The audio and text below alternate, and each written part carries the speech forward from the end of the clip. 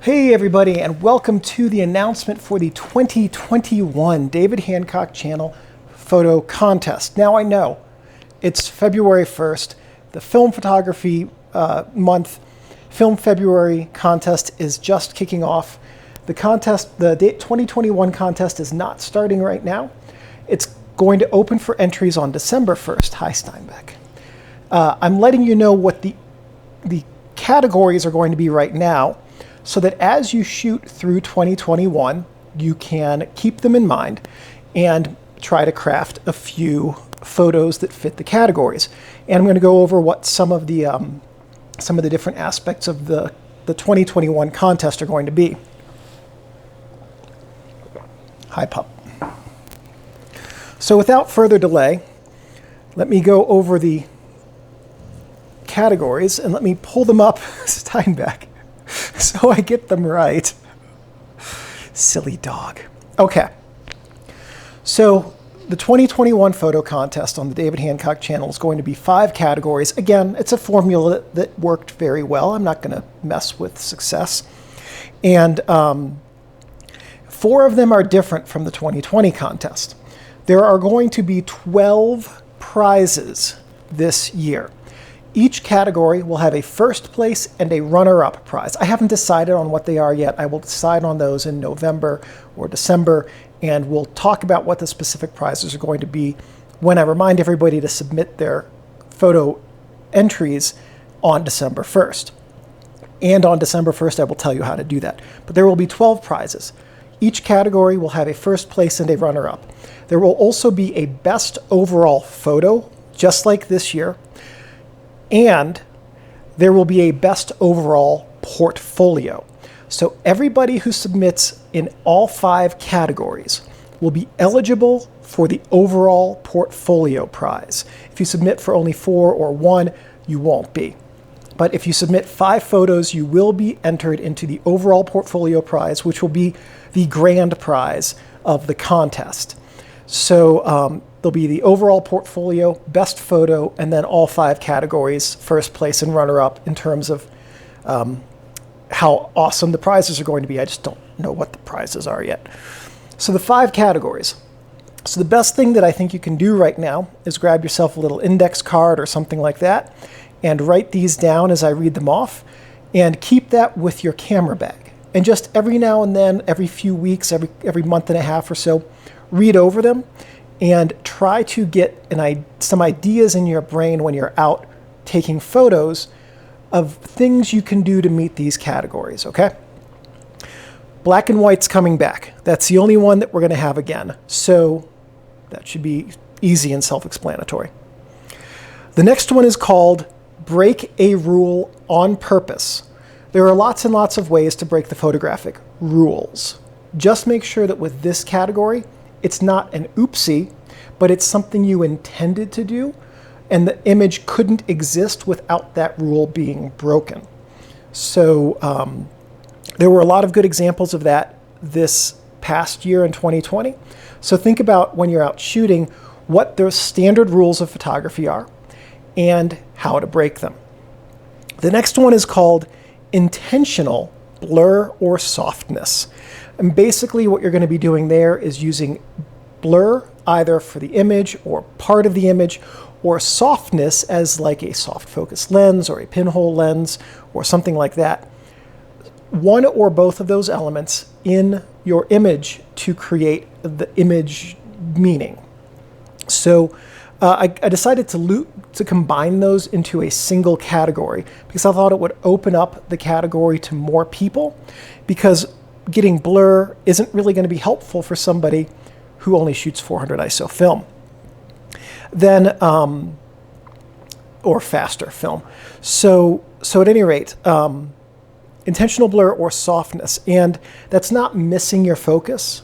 That is specifically having a blurry element or blurry image or a soft element or soft subject or soft overall image to achieve a specific aim with your photo. Okay. The next one is called multiple exposure. That's pretty self-explanatory, but it's open to anyone, film or digital. So if you shoot your multiple exposure in camera with film, that's fantastic. If you wanted to combine images digitally, that's fine, that's fantastic. Your objective with the multiple exposure is to do something creative and tell a story with your image that could only exist by having it be a multiple exposure. So you want to have it be intentional to achieve a specific aim. The last category is reflections. And as we talked about in the 2020 contest, there was the reflection image, the vertical one with the horizontal strip of land that was, and I mentioned I had thought about putting a reflections category in this year, and it's making it in for 2021.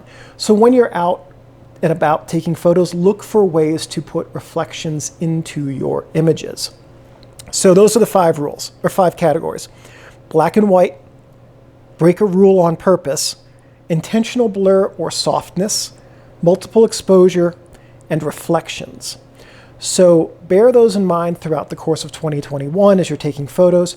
And of course, in December, submit your portfolio. Film, digital will all be acceptable. Some tips for making the most of your entry. When you are submitting photos, pick ones that have something to say about the subject and that are telling a story about their subject. So if you can look for those elements in your photos, then you're going to be setting yourself up to be successful. Also make sure that all of the technical stuff is as solid as you can make it. Those are the tips that I have for you on that. Also for the 2021 category, unless some major rule change happens with YouTube, you are welcome to submit photos of people with a few caveats. They have to have been taken in accordance with both local laws wherever you are and US laws, because I'll be making the videos. And so you can show the person's face and things like that. In the US, as a general rule, public spaces, no expectation of privacy. If you photograph a person, it's completely fine. The second, and since I don't monetize the contest videos for the critiques, not an issue there. If you take a photo of a person in a private setting, like if you have a paid model or something like that for your photo, please submit a model release that gives me the okay to use their photo in the contest videos. That just makes things a lot easier on everybody. And then, there are some strict rules about using photos of kids for YouTube, at least as I'm recording this in January. So strong preference that if you're going to submit photos of kids, that they are yours and not someone else's. And lastly, no photos of anything being done that is illegal unless you're, say, in a street photo setting. If recent example, the Capitol insurrection here in the US, photos of that would be acceptable because it was a public event. But if you had like a photo of something going on in a back alley that was illegal and then you ran away from it, that would be an issue for everybody. So please don't do that. Please actually help the person if you see that happening. Oh, and then for the 2021 contest, I'm going to handle submissions a bit differently. I'm going to set up a specific email account for you to use to submit your submissions. That'll make it easier on me. And then the last thing is, if there are 200 or fewer total entries, total photos submitted, I will provide a critique video for each category, just like I did this year, where I'll go through every single photo and talk about what's really going right and what things were opportunities to revision the image differently. At 201 submissions, I'm not going to do that. I'll just take a look at some of them that typified what was going on across the whole spectrum, simply because that it took a long time to record 106 critiques this year. I think 200 is a high cap, but doable. So that is it. That is the 2021 photo contest announcement to let you know it is going to happen in December. There will be some gonzo prizes for it, and I want you guys to have the opportunity to think about the categories all year so that you can be set up to submit your best portfolio. Have a good day, everybody, and I'll see you soon. Right, Steinbeck?